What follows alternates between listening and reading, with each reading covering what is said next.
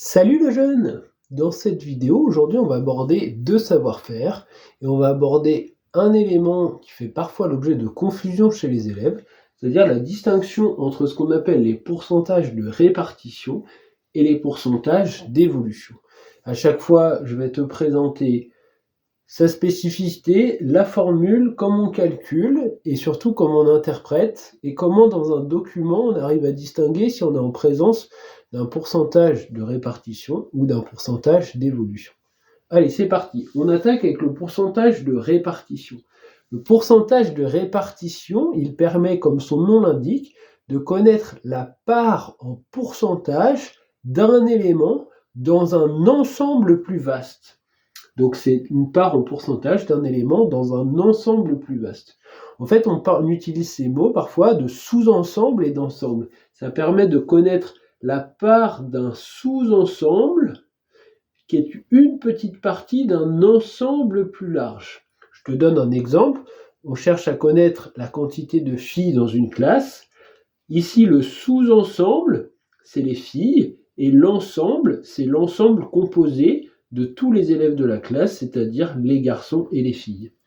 Pour connaître ce pourcentage de répartition, on utilise la formule suivante, sous-ensemble sur ensemble fois 100. Donc nous, ce qu'on va voir maintenant, on imagine dans une classe de 35 élèves, il y a 12 filles. J'ai appliqué la formule sous-ensemble, 12 filles, divisé par 35 le nombre d'élèves, fois 100 égale 34. Ce pourcentage, on va l'interpréter, et nous, c'est ça qui nous intéresse le plus au SES. On va l'interpréter comment? De quoi parle-t-on? Des filles, notre sous-ensemble. Tel élément représente X% de l'ensemble que l'on étudie. Donc dit autrement, les filles, elles représentent 34% des élèves de la classe. Souvent, pour t'aider à y voir plus clair, ce pourcentage de répartition, on va le croiser particulièrement dans des tableaux, par exemple dans des diagrammes circulaires qu'on appelle parfois des camemberts, ou dans des histogrammes, c'est-à-dire des diagrammes en barres.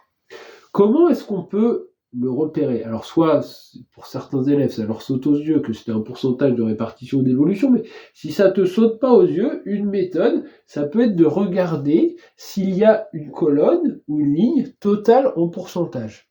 Parce que par exemple, si on cherchait à connaître la part des garçons et des filles, on aurait d'un côté la part des filles 34%, de l'autre la part des garçons 66%, total 100%. Total des élèves de la classe. Donc ça peut être une méthode pour t'y retrouver. Donc ça, c'est ce qu'on appelle le pourcentage de répartition. L'autre grand pourcentage qui nous intéresse, c'est le pourcentage d'évolution, qu'on appelle parfois le taux de variation. Taux de variation, il nous cherche à connaître une évolution d'une grandeur en pourcentage entre deux dates. Formule suivante, valeur d'arrivée moins valeur de départ, divisé par valeur de départ fois 100. Variante que tu as peut-être vu en cours, valeur finale moins valeur initiale, divisé par valeur initiale fois 100. Toi, tu choisis celle qui te semble le plus intelligible. On imagine que tu fais un boulot d'été 2 années de suite, 2025 et 2026. On peut s'intéresser à l'évolution de ton salaire entre ces deux dates. En 2025, tu touchais 1200.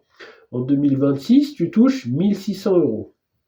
Donc, valeur d'arrivée, moins la valeur de départ, divisé par la valeur de départ, fois 100. Ça nous donne environ 33. Et donc, comment est-ce qu'on comprend ça?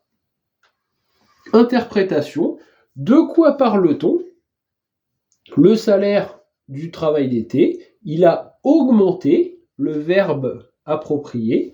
Résultat avec unité de 33% entre nos deux dates, 2025 et 2026. Ça, c'est une phrase de lecture complète pour un taux de variation. Donc, comment le voir que dans un document, tu es en présence d'un taux de variation ou d'un pourcentage d'évolution? Par exemple, de voir si le document fait référence à au moins deux dates différentes.